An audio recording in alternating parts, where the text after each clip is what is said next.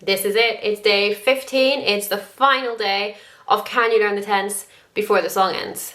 Yes, it's a sad day, but the joy of the internet means that these videos will be around forever. I thought long and hard about what is the best song that we have for the final day. We really got to go out on a high.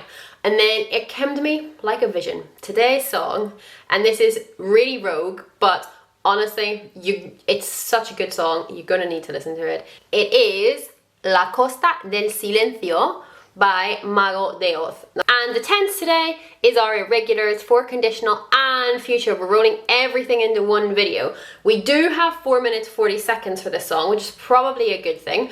Irregulars usually go a bit quicker, but we are trying to cram 2 tenses into one video. But even if we don't make it to the end, I promise you, you are going to want to spend 4 minutes 40 seconds listening to this song after this video is over, and you can thank me later. So what are we waiting for? Vámonos. The future tense is the will. The conditional tense is the would. And both of them are formed as a regular verb by taking the infinitive and adding the sets of endings that we saw yesterday that are on the screen now.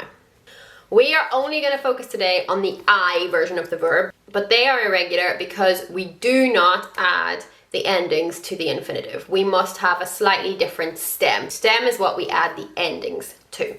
So the 5 most important irregulars that we are going to look at today are I will have, tendré, I would have, tendría, I will do, haré, I would do, haría, I will be able to, podré, I would be able to, or I could, podría, I will say, diré, I would say, diría, and I will go out, saldré, I would go out, saldría.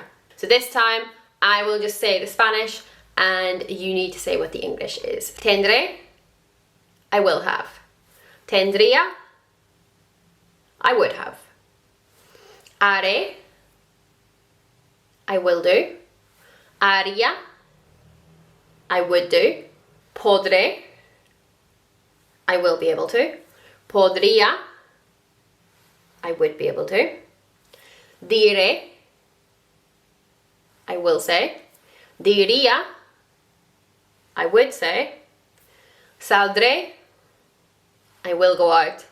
Saldría, I would go out. Now, reverse those roles. I will say the English and you need to think about what the Spanish is. So, ¿cómo se dice I will have? Tendré. I would have. Tendría. I will do. Haré. I would do. Haría. I will be able to. Podré.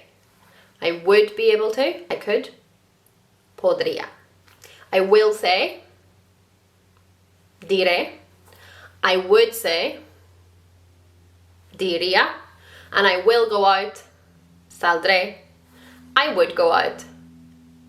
Saldría. So to finish off, we're only going to do 5 fill in the gaps in the sentence. So the sentence will have a gap for the verb, but there are 2 things you need to do here. You need to work out whether it will be future tense or conditional tense, and then put the verb in the right form.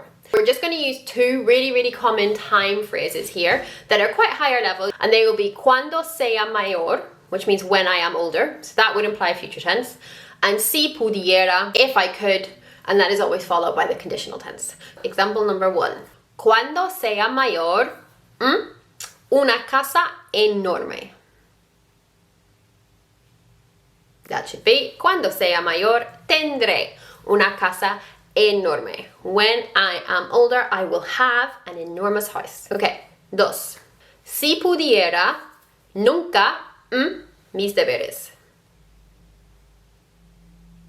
Si pudiera, nunca haría mis deberes. If I could, I would never do my homework. Number 3.